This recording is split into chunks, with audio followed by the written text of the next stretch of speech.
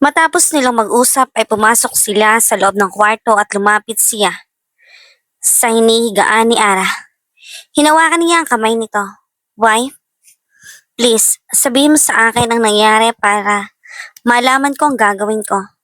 Hindi ko kayang makita kang nilalamon ng takot at hindi mo kami maalala, sabi ni Kenneth dito.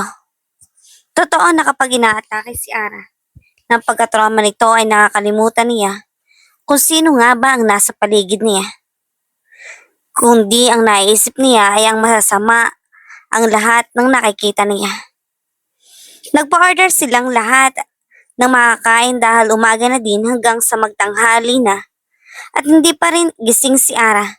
Kaya sila ay ando doon sa sala at nanonood ng TV.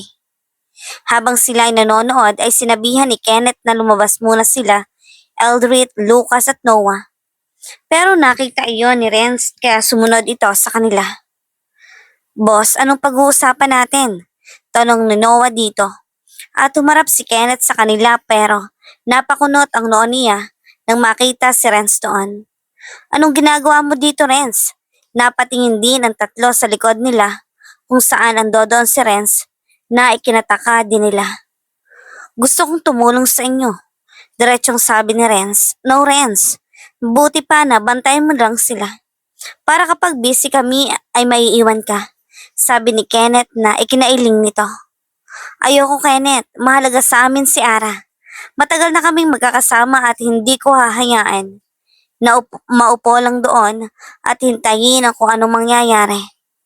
Gusto kong sumali sa organization ninyo. Nanlaki ang mata nila dahil sa sinabi ni Renz. Renz, nasisiraan ka na. Sobrang delikado kapag napabilang ka na sa organisasyon. Lalo na at malalagay sa panganib ang buhay ni Grace kapag nagkataon. Sabi ni Eldred na ikinaisip naman ni Renz na ikinatahimik niya. Renz, kaya kami ay hindi namin hinahayaan na mapabilang ang asawa namin sa kahit na anong tungkol sa organisasyon dahil alam naming mapapahamak sila. Dugtong pa na sabi ni Lucas at natahimik sila matapos iyon hanggang sa magsalita si Kenneth. Bumalik ka na sa loob, Renz. Kami ang bahala dito. Sabi nito pero muling tumingin si Renz dito. Hindi na ako sasali pero hahayaan ninyo ako na tumulong ngayon sa paghahanap sa may gawa nito kay Ara. Seryoso ding sabi nito na ikinabuntong hininga ni Kenneth. Bakit ba ang tigas ng ulo ng kaibigan ng asawa ko? Sabi ni Kenneth na ikinatawa naman ng tatlo pero seryoso talaga si Renz. Fine, sasama ka lang sa paghahanap pero kapag may misyon na, ay hindi ka na pwedeng sumama, okay? Sabi nito na ikinangiti ni Renz at tumango ito. Sandali silang natahimik nang magsalita ng boss. Yung manika na nakita natin noon ay sa tingin ko ay maaaring maging daan para sa totoong may gawa ng lahat ng ito. Sabi ni Kenneth at tahimik lang na nakikinig ang mga ito. Alam na ni Renz ang tungkol sa manika kaya wala siyang may tatanong pa dito. Pwede na din ang manika na yon ang maging daan para sa mga taong pumatay sa kapatid ko. Nagulat naman sila dahil sa sinabi ni Kenneth, lalo na at nabanggit niya ang kapatid nito. Ilang taon nang nakakaraan mula nang simulan nila ang misyon na pagbayari ang pumatay kay Kelly. Pero magpahanggang ngayon ay wala pa rin. Habang si Renz naman ay nagulat dahil hindi niya alam na may kapatid pala si Kenneth. Boss, seryoso ka ba? Sabi ni Eldred na ikinatango naman ni Kenneth. Alam din ni Kenneth na mahalaga sa kanila si Kelly dahil tinuturing nila itong prinsesa noon pa man kasama na doon si Ali. Nakausap ko na si Ali at nasabi niya sa akin ang pananakot kay Kelly gamit ang mga manika. Nanlaki naman ang mata ng tatlo dahil sinabi ni Kenneth. Wait, hindi ako makarelate. May kapatid ka, Kenneth? Gulat na sabi ni Renz na kinatango ni Kenneth. Meron, 6 na taon na siyang patay, Renz. At ang pagkamatay niya ang dahilan kung bakit kami pumasok sa mundong to. Sabi ni Kenneth at hindi makapaniwala si Renz sa mga nalalaman niya. Nabuo ang organisasyon namin para sa pagtugis sa pumatay kay Kelly, ang kapatid ni Kenneth pero hanggang ngayon ay hindi pa rin namin siya napagbabayad. Sabi ni Eldred. Ibig sabihin hindi mo naman ang pagiging mafia mo sa lahi ninyo? Takang tanong ni Renz na kinailing ni Kenneth. No, wala sa pamilya namin ang pagiging mafia. Pero sa akin nagsimula nang magdesisyon ako na pasukin to dahil nga sa mayaman na kami ng panahong yon ay madali na lang sa akin ang lahat. Napamangha naman si Renz dahil sinabi ni Kenneth pero nalulungkot naman siya sa pagkamatay ng kapatid nito. Sorry to hear about your sister, pero malaking sugal ang ginawa mo, Kenneth. Sensiridad, sabi ni Renz. Alam ko, Renz, hinanda ko talaga ang sarili ko para sa mga ganito. Pero nang dumating si Ara ay nawala ang lahat ng iyon. Pero nangako ako kanina na babaguhin ko na iyong pagkamahina ko. Kailangan ko magpakatatag kaya magtutulungan tayo para malutas ang lahat ng ito. Huling sabi ni Kenneth na ikinatango naman nila at pinag-usapan na kung paano ang kanilang mga gagawing hakbang. Matapos nilang mag-usap ay pumasok na sila sa loob para magbantay. Nagising na din si Ara. Niyon kaya lumapit naman sila dito. Kumusta ang pakiramdam mo, Ara? Tanong ng ina ni Ara na ikinangiti naman ito ng pilit. Ayos naman po, Mama, medyo masakit lang ang ulo ko, sabi ni Ara dito. Gusto mo bang kumain? Tanong nito na ikinatango naman ni Ara. Sige, ako ang order para sa kakainin natin, sabi ni Kenneth at lumayo sa kanila para tumawag at magpa-delivery. Kinausap naman sila ng kinausap ni Ara, lalo ng kambal at talagang ginagawa nila ang promise ng mga ito sa kanilang ama. Mami, dapat makalabas ka na po dito kasi miss na po namin ang banding natin sa mall. Sabi ni Addison na ikinangiti naman ni Ara. Don't worry baby, baka bukas makakalabas na ako. Ayos na naman ang pakiramdam ko eh. Sabi ni Ara na ikinatahimik naman nila pero nagsalita agad si Aiden para hindi mahalata ni Ara ang reaksyon ng iba sa sinabi nito. Mami, dapat mga healthy foods ang kinakain ninyo para tuloy-tuloy ang paggaling ninyo. Sabi ni Aiden na ikinangiti ni Ara. Sure Aiden, sasabayan niyo si Mami na kumain, okay? Ayokong kumain ng mag-isa. Siyempre naman wife, hindi lang namin hinahayaan na mag-isa ka, kaya madami ang in-order ko. Biglang singit ni Kenneth na kanina pa, tapos sa kausap nito at pinanonood ang pag-uusap ng mga ito. Sinabi ni Aray nakahalata na si Kenneth, at tama nga ang sinabi ng tita niya na huwag itong hayaan na mag-isa. Di man masabi ng diretsyon ni Ara pero alam niya na natatakot na ito na mag-isa. Tumabi si Kenneth kay Ara at niyakap ang bewang nito.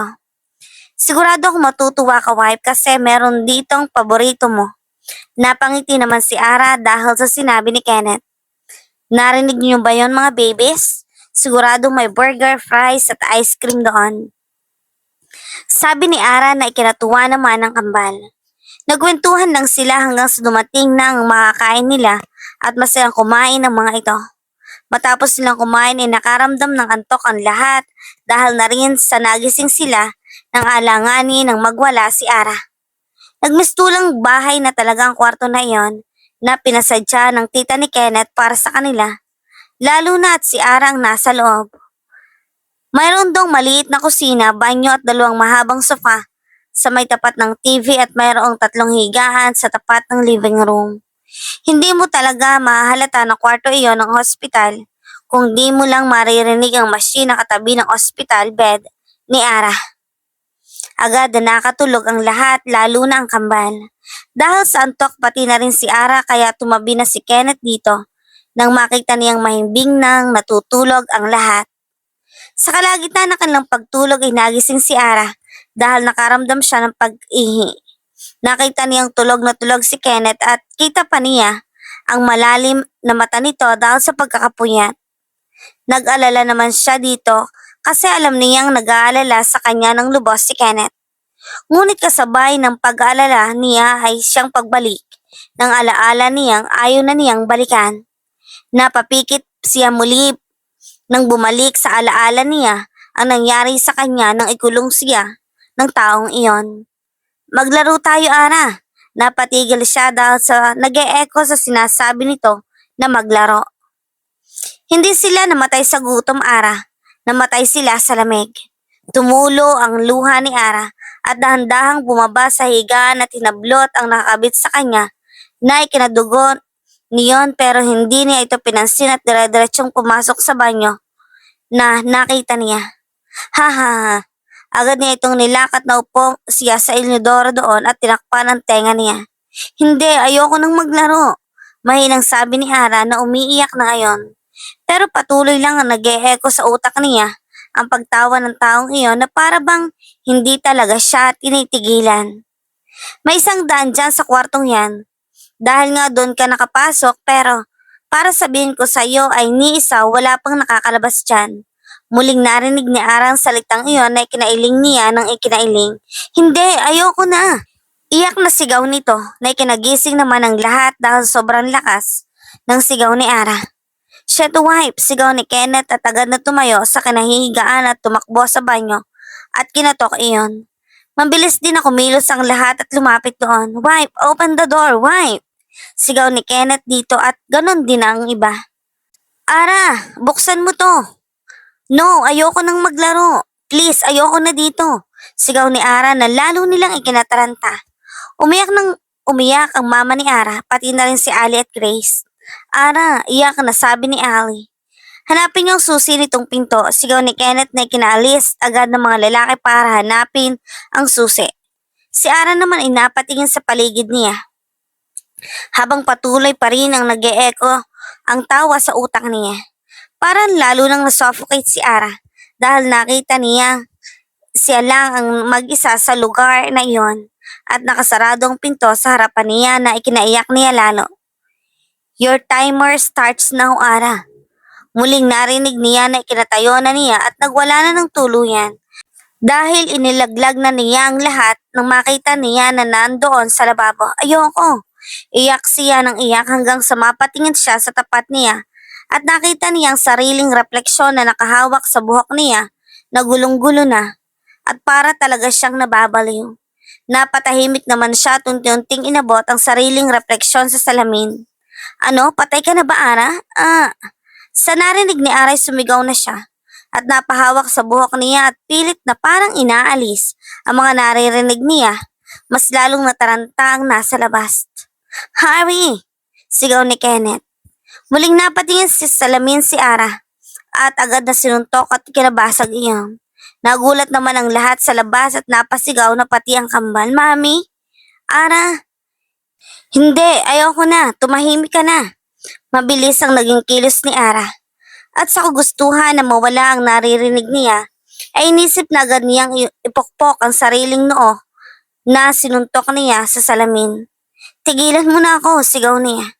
Hindi na nakatiis si Kenneth dahil sa narinig niyang pagkabasag at agad na sinipa ang pintuan. Pero di yon bumukas, kaya bumuelo pa siya. Nang isang malakas na sipa ang pinakawala niya at ikinasira iyon at bumukas. Halos nanlaki ang mata ng lahat sa nakikita nila. Ara? Mami? Wife? Agad na lumapit si Kenneth dito at niyakap si Ara. Palayo sa salamin na ngayon nga ay madami ng dugo ang umaagos sa noo ni Ara at mayroon pang mga bubog na nakatusok sa noo at ulo nito. Iyak na ng iyak ang mga nasa paligid, lalo na ang kambal na inilayo ng magulang ni Kenneth. Dahil baka pati ang kambal ay matroma sa nakikita nila ngayon sa kalagayan ni Ara. Tumawag kayo ng doktor.